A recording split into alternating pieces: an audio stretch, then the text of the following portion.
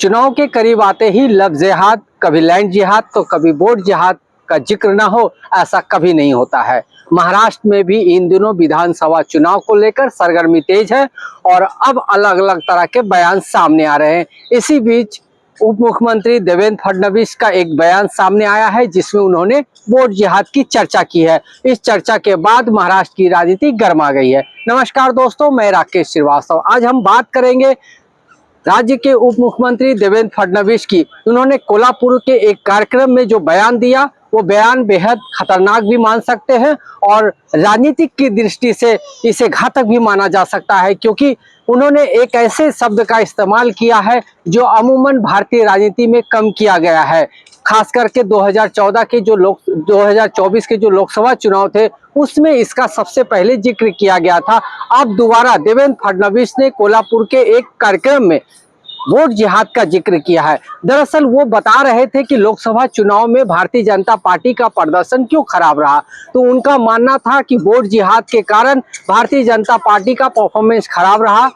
कुछ लोगों ने वोट जिहाद के तहत हमारे गठबंधन को, यानी महायुति गठबंधन को एक तय शर्तों के साथ या तय मानदंड के साथ, एक विचार के साथ भारत जो हिंदुत्ववादी जो उम्मीदवार है उनके खिलाफ वोट किया था। इसकी वजह से भारतीय जनता पार्टी को और गठबंधन को करीब 14 सीटों पर नुकसान उठाना पड़ा था। इसी वजह से उनको हार नहीं बल्कि उनकी सीटें कम रह गई। लेकिन सवाल ये उठ रहा है कि जब वोट जिहाद का मामला है तो दूसरे जो दल है महाविकास आघाड़ी, उनके भी हिंदू के उम्मीदवार, हिंदुत्ववादी उम्मीदवार चुनावी मैदान में खड़े थे, फिर वो कैसे जीत के आए? अगर ये वोट जिहाद का ही मामला था तो ये दूसरी जगह भी फिट बैठना चाहिए था। तो देवेंद्र फडणवीस ने एक ऐसा बयान दिया है जिससे महाराष्ट्र की राजनीति गर्मा सकती है। इस बयान को लेकर वंचित आघाड़ी के जो नेता है प्रकाश आंबेडकर ने निशाना साधा है।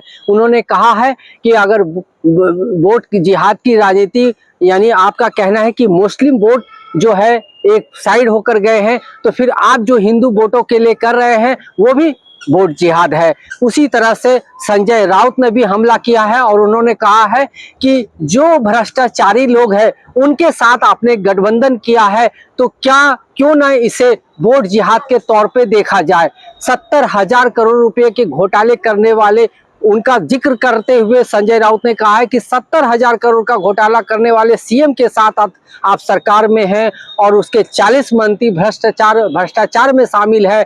ऐसे लोगों के साथ आप गवर्नमेंट चला रहे हैं, तो क्या ये वोट जिहाद नहीं है? निश्चित रूप से आने वाले दिनों में ये मामला और भी बढ़ेगा। सवाल ये उठ रहा है कि आखिर ये वोट जिहाद का मामला यहाँ तक कैसे पहुंचा। सबसे पहले लोकसभा चुनाव में 2024 के लोकसभा चुनाव में सलमान खुर्शीद की भतीजी मारिया सलीम ने इस बात का जिक्र किया था। एक भारतीय जनता पार्टी के जो उम्मीदवार थे उनके चुनाव प्रचार में जब वो गए थे, उनके खिलाफ जो चुनाव प्रचार में गए थे, इस दौरान उन्होंने अपने वोटरों को संबोधित हुए कहा था कि आप ऐसे वोट करें ताकि वोट जिहाद सामने आए और भारतीय जनता पार्टी के जो उम्मीदवार है पूरी तरह से हार जाए।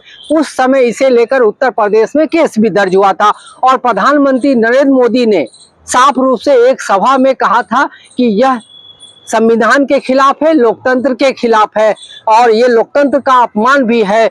मैं पूछना चाहता हूं कि आज देवेंद्र फडणवीस ने उसी तरह का बयान दिया है वोट जिहाद को लेकर। क्या प्रधानमंत्री नरेंद्र मोदी इसे भी संविधान का अपमान और लोकतंत्र के खिलाफ मानेंगे? और क्या पार्टी लाइन से बाहर जाकर कही गई इस बात पे कार्रवाई होगी? सवाल ये नहीं है कि कार्रवाई होगी या नहीं।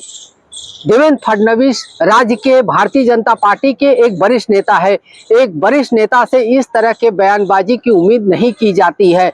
जब आप एक तरफ देश में कहते हैं सबका साथ सबका विकास और दूसरी तरफ आप वोटों की राजनीति के लिए एक भरे मंच से ये कहते हैं कि वोट जिहाद हुआ है इसलिए भारतीय जनता पार्टी के जो उम्मीदवार हैं वो पिछड़ गए, आपका इशारा आखिर किसकी तरफ है?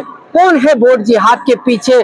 आपने साफ रूप से मुस्लिमों को टारगेट करने की कोशिश की है। आपने ये बताया है कि मुस्लिम मतदाता एकजुट हो गए और उन्होंने हिंदुत्ववादी जो उम्मीदवार थे उनके खिलाफ वोट किया, इसकी वजह से भारतीय जनता पार्टी को नुकसान उठाना पड़ा।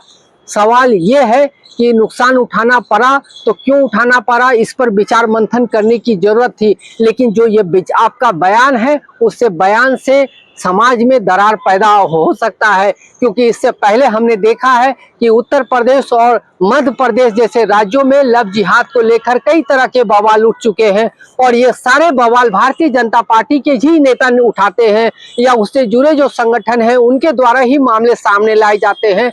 और अब वोट जिहाद का मामला सामने आया है। निश्चित रूप से भारतीय जनता पार्टी को अपने लाइन पे विचार करना चाहिए। आपको विधानसभा चुनाव फेस करना है, आपकी एक प्लानिंग होनी चाहिए, आपको क्या बयान देना है ये जरूर आपको समझ में आना चाहिए कि हम क्या बोल रहे हैं, क्योंकि आपके द्वारा आपकी ही सरकार है और आपके द्वारा ही इस तरह की बातें अगर फैलाई जाती है तो जो पब्लिक है, जो नागरिक है, उनके बीच में एक गलत मैसेज जा सकता है। निश्चित रूप से आपके खिलाफ वोटिंग हुई होगी, लेकिन जरूरी नहीं है कि ये वोट जिहाद का ही मामला हो। संभव है कि आपकी जो विकासवादी योजनाएं हैं, जो आपके काम करने का तरीका है और जिस तरह से गवर्नमेंट शिवसेना को तोड़कर राष्ट्रवादी कांग्रेस पार्टी को तोड़कर गवर्नमेंट को मजबूत किया गया, शायद वो भी लोगों को पसंद न आया हो और इसका जवाब देने की कोशिश की गई हो। लेकिन इस तरह की बातों पे विचार मंथन करने की बजाय आपने इसे वोट जिहाद का नाम देकर एक अलग तरह की राजनीति की रेखा खींच दी है, और विधानसभा चुनाव तक निश्चित रूप से इस मामले में और भी राजनीति होने की पूरी संभावना है, जो इस राज्य के लिए अच्छा नहीं है। आज के लिए बस इतना ही। नमस्कार।